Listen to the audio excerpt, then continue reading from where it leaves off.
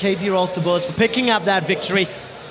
Let's be fair, it was a slightly slower paced game. KTB got themselves a lead fairly early on, and they didn't really give it up. Let's go back to picks and bans very quickly. We talked about LeBlanc, how important it was going to be for Kerp. He got his hands on that LeBlanc. The rest of the bans, Annie, Leeson, Cassidy, taken away from KTB.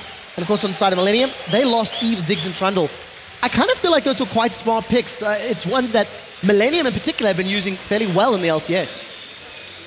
Yeah, I think especially like the Lulu first pick, and then not contesting Renekton after that from KT Bullets was like really, really weird. I thought Renekton was like really, really high priority pick, and then they would like be all right with Millenium having the Lulu mid. This probably ties into the Ryze Renekton matchup like we talked a lot about earlier. Maybe they considered Ryze a valid counter against Renekton and just didn't feel the need to rush him that early. I like that the Bullets ended up with Sivir. I mean, it's like like Korean AD carry, like champion of choice.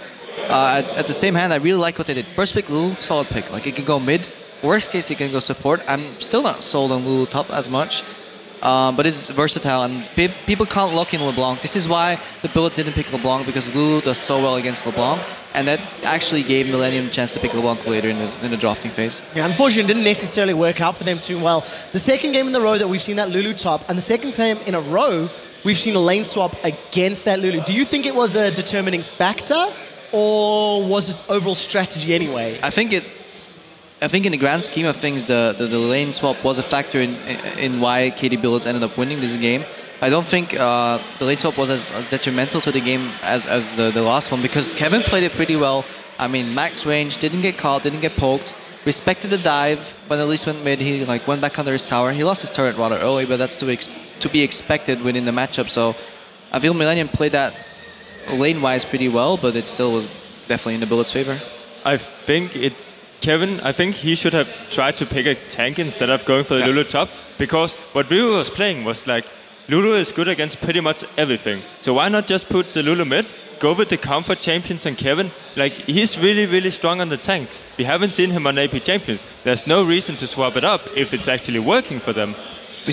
Yeah, we saw that in the top lane as well, the little hesitation. I mean, Aranea ended up finally getting his first or second gank off, and they wanted to dive to the next, and then suddenly they realized, like, do you want to go in? You can go in. We're both really squishy. Nobody wants to be that tank under the tower. So they needed Kevin to actually be a lot more bulky than he was. And on top of that, actually, KT Bullets was ganking bottom lane at that time, where they actually forced Millenium away from the turret, and they had a successful gank with that, while they were wasting time on the top lane. Now, that's the 1v3 that I think we were talking about later on. Now, that was later in the game. Let's go back to the first 1v3. Yeah. It gave KT Bullets a nice, strong advantage. We actually seen both mid laners roaming down to get involved in the thing. Millenium started it, KT Bullets finished it. What was your take on that first trade? That was actually a really nice, like, elongated play throughout the game, because it showed like many factors of what the game actually is going to bring to us. Mid lane was rather passive. The only action that's going to happen is when those mid laners leave the lane and start roaming down. Kerp was the first one to arrive, but then we see the Bullets, you know, they just push in as far as they can, but they back off and then they switch on the target, you know. They're ready to make that switch, and we saw IG do that earlier today as well. You know, they back off and then they switch on that one target. Later in the fights, they would always switch on LeBlanc. Right there, they disengaged, let LeBlanc come. As soon as the two chains were down, they just jumped on her. Thresh sacrificed his life. Sure, Kerp got first blood, but it cost them all his cooldowns. Nidalee came in and they swept it 3 against 1. And from that point on, like, we saw the Bullets rotate so well. Group up mid 4-man, Renekton stays top. Just not much Millenium could do at that point. Yeah, I think definitely another big factor is that they didn't punish the Nidalee pick at all with their LeBlanc. LeBlanc is supposed to punish the Nidalee, but actually we saw them trade fairly even in the trades. And I think that has something to do with LeBlanc maxing W all the time. I think LeBlanc versus Nidalee, you should max your Q, because Nidalee has to go close to actually like even take CS. Else he has to stay really far back and farm with spears. And in that case, you're not gonna use your W for actually farming anyway. Then you want her to lose as many creeps as possible with letting the minions kill themselves. And basically, Nidalee would lose like 1 or 2 CS every single time that happens. He maxed W and basically couldn't dive the Nidalee because of the barrier. What do you think the thought process was for Kerp? Was that a safety thing? Was that cooldown? Was it farming? I mean, if in your mind aggression is the way to counter that Nidalee, what was going through Kerp's mind theoretically for this particular game? So every single time you're playing LeBlanc, everybody would pretty much just straight up max W, because like, oh, it's low cooldown. It's almost the same burst. You have a lot more mobility doing that.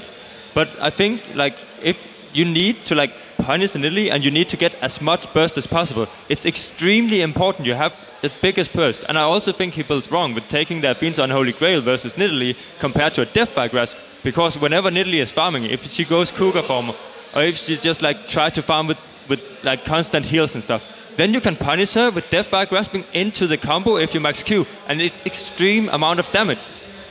That's a fair point. I don't think you're going to win that battle of attrition against a Nidalee necessarily. As to why he maxes W, a lot of Lubongs like it, push up and roam. They just Millenium got too far behind on their first roam that he could no longer push and roam anymore.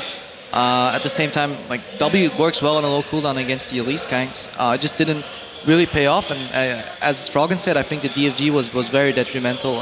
Not building it definitely made them lackluster in the mid game. Well, it does mean the next round of the battles will be between IG as well as